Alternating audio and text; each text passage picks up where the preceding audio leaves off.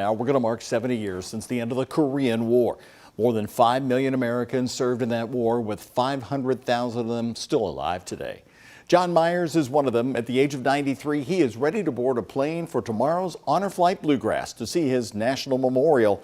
And it's as if no time had passed when he sat down with our Brooke Hash, reliving his days in combat. To talk about it now, it's just like it happened yesterday. His memories are both a blessing and a curse. They say war is hell.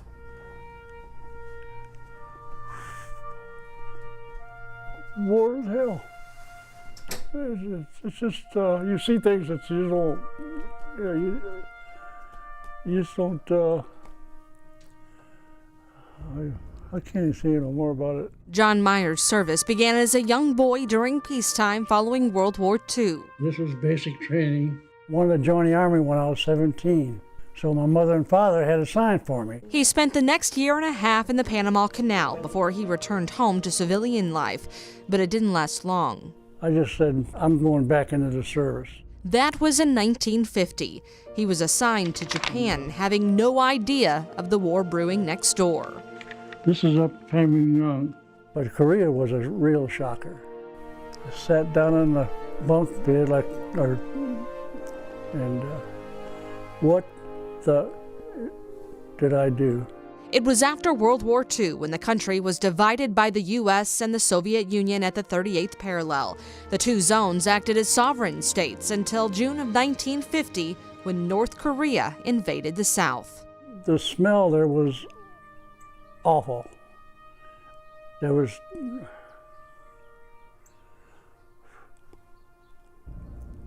two trucks loaded with dead GIs.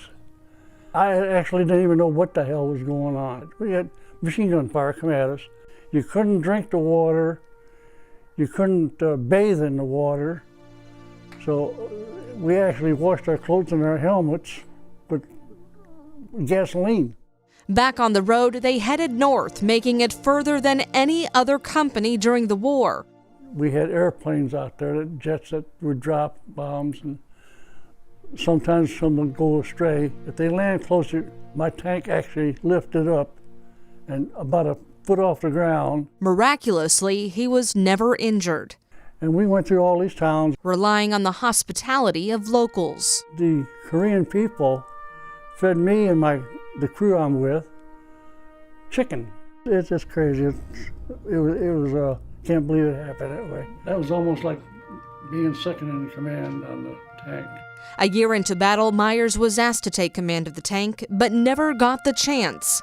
He was headed home. When I come back, it was oh well, so what? You know, I mean, there was no high five or how you doing. 1.7 million Americans fought in the Korean War, often referred to as the Forgotten War, between World War II and Vietnam. More than 36,000 never made it home. If you know what battle is and what death is, it's a bad thing. It's just, that's all I can say. With photojournalist Jessica Farley, Brooke Hash, WHAS 11 on your side. Now, Brooke and photojournalist Jessica Farley are flying out with Honor Flight Bluegrass tomorrow to go on this trip, now in its 16th year of flying our veterans to Washington, D.C. to see their memorials. To date, they've flown over 2,000 veterans on over 40 chartered flights from Central and Western Kentucky and Southern Indiana. And always a big event. You can welcome home the 84 veterans tomorrow night at the Louisville Airport. You are asked to be there at 9:30. It's always an emotional welcome home.